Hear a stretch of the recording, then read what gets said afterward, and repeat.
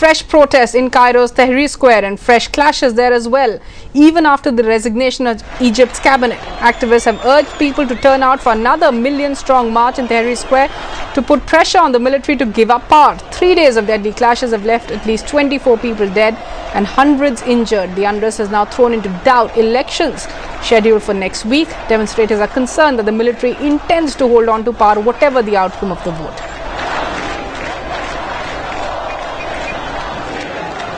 Actually fairly upbeat and almost festive in Tahrir, and I think what you're seeing though is a certain amount of determination.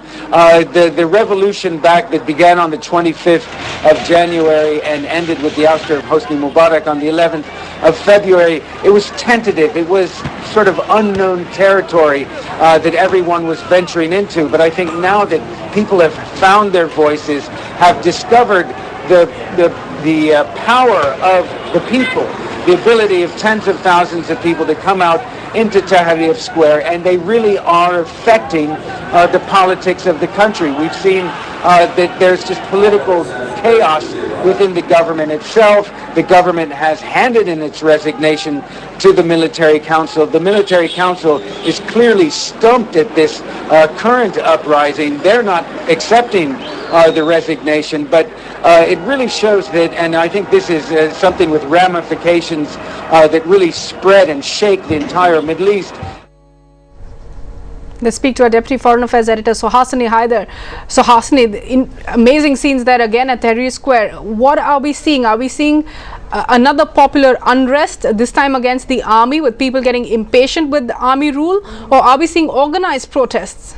Well, Parul, there is a huge difference between the protests we saw this January and February and what we're seeing right now. If you like, the Arab Spring is really giving way to this Arab autumn today, and the concern really growing is not just that those numbers out on the streets of Tahrir Square seem to be swelling, that the protesters don't seem to be giving up, but it's the kind of violence we're seeing from the government once again.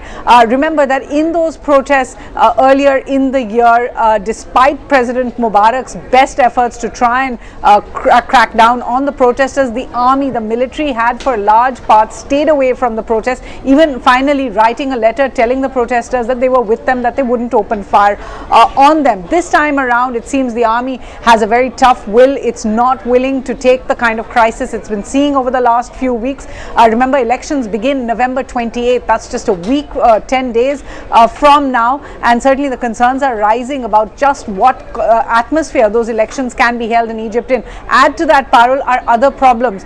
There is a huge currency crisis in Egypt. The economy is tanking, particularly in the last few months. The stock exchange, in fact, trading was suspended quite a few times over the past week simply because the stock exchange has plummeted as much as it has. So we're seeing a very real economic crisis in Egypt.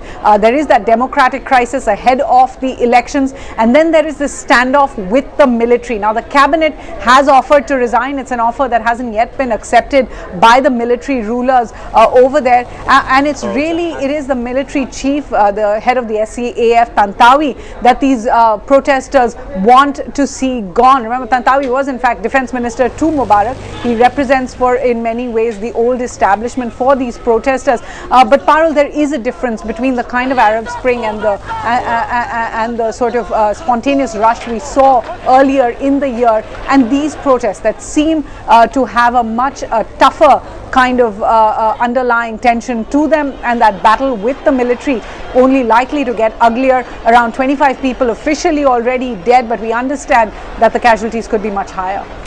So Hasini, what is interesting is, if earlier the target was Hosni Mubarak, this time the target is the military. Earlier in the previous crisis, the military did not intervene on the side of Hosni Mubarak, therefore won some affection, some level of respect from Egyptians. Now it's the military that's the target. In such a scenario, this is going to be worrying from a security standpoint for the region also.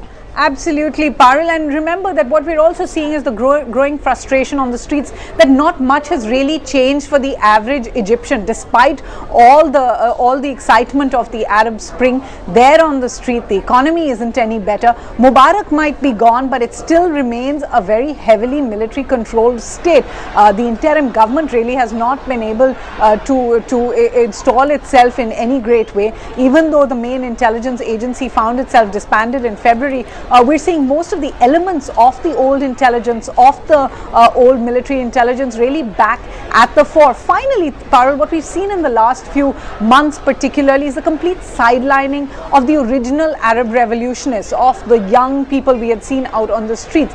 That in fact movement seems to have been completely taken over by the religious radicals, the Salafists, some of them the Muslim Brotherhood that is expected to do the best in the elections next week, but particularly that religious radical right that seems to have taken over the movement there. So there is a certain frustration we've also been seeing there in Egypt over the past few months at the fact that despite the entire world watching, despite that huge change we saw in February when President Mubarak was moved out, not much has really changed on the ground for the average Egyptian.